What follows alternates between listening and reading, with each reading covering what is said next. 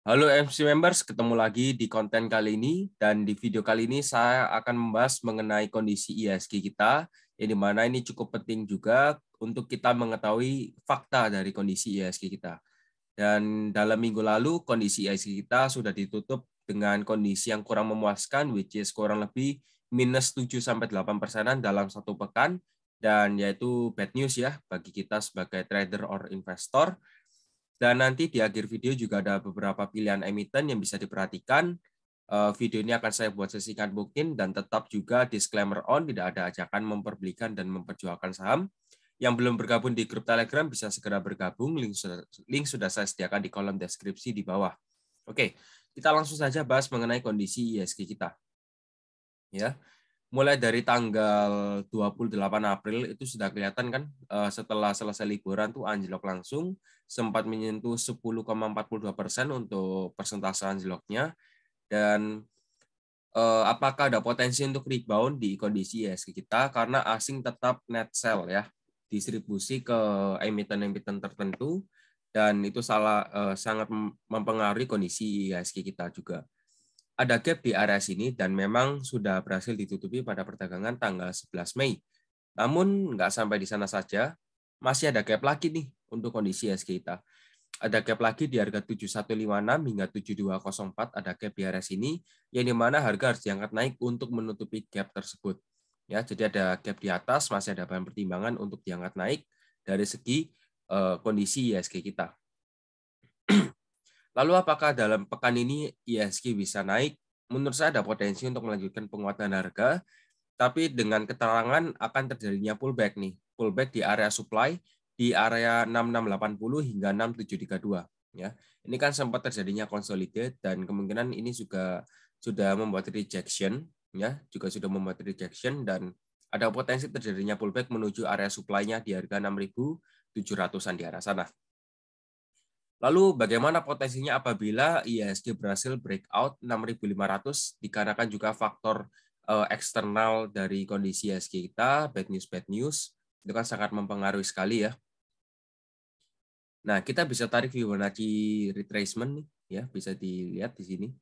Perhatikan ya, bahwa titik 0,618 dari Fibonacci retracement menunjukkan di harga 6358, yang dimana memang itu merupakan area support dari IHSG kita dan most likely sempat terjadinya pemantulan harga ya. Kebanyakan di rasio 0,6 ini paling banyak terjadinya rejection harga atau penguatan harga, pembalikan arah harga seperti itu. Jadi kita tunggu saja kalau memang ya, ini kan sudah saya mark ya di harga 6358 untuk support IHSG kita selanjutnya. Kalau memang IHSG break 6524 ya karena pengaruh asing dan lain-lainnya, kalau memang IHSG break 6524 berarti ada potensi untuk melanjutkan pelemahan harga ya, pelemahan harga menuju 6355. Dan bagaimana antisipasi kita, apakah ada pilihan emiten lain yang bisa kita beli atau sementara waktu kita main saham gorengan saja, karena benar lagi kan ada kompetisi dari Mirai Hot yang dimana juga mempengaruhi sekali tingkat volatilitas dari emiten gorengan atau saham gorengan ya, atau third liner. Itu kan lagi intens. Apakah ada saham first liner atau second liner yang bisa kita koleksi? Nanti akan saya bahas ya di konten ini. Jadi simak dahulu.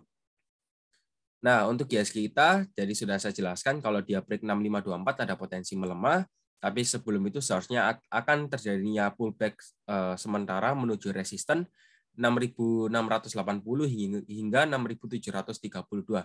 Ya, karena ini juga sempat ada rejection nih di area support ya. Semoga saja bisa ada pullback dikit, tapi yang jelas secara tren besar seharusnya masih bergerak turun ya untuk kondisi IHSG kita karena juga sudah naik terlalu tinggi.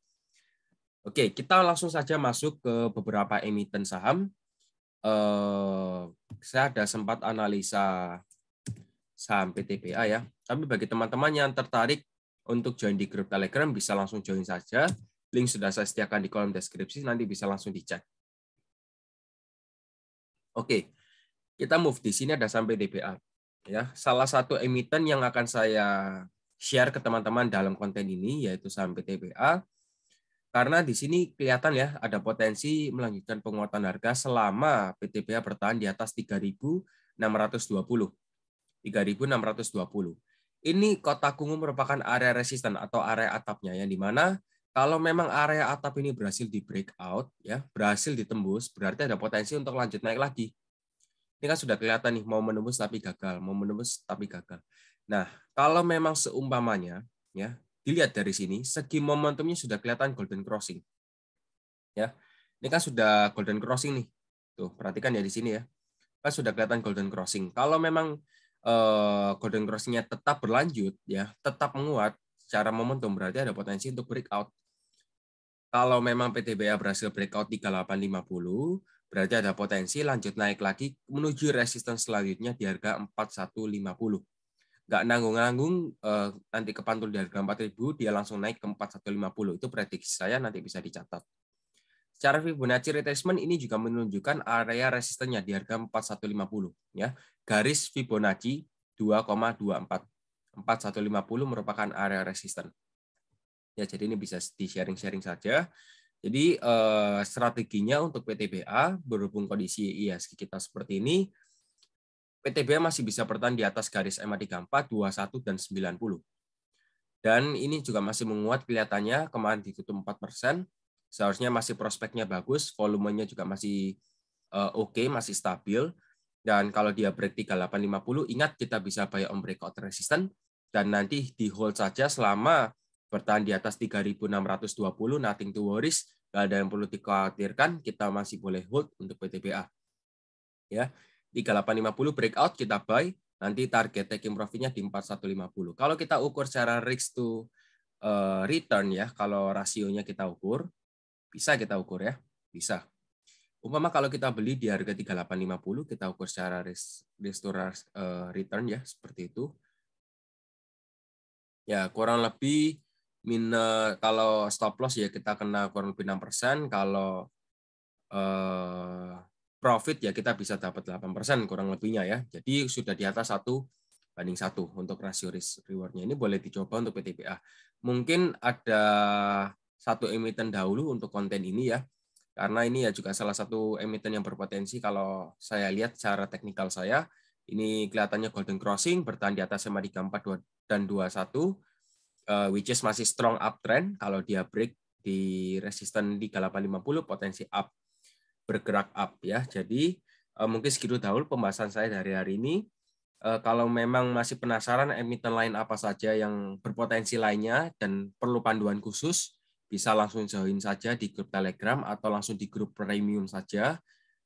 Biayanya cukup murah dan cukup worth it. Oke, mungkin segitu dahulu untuk konten kali ini ya. Jadi terima kasih sudah mendengarkan. Semoga saja bermanfaat. Yang belum klik tombol subscribe bisa diklik tombol subscribe-nya. Dan jangan lupa untuk share ke teman-teman. Siapa tahu mereka juga memerlukannya. Goodbye.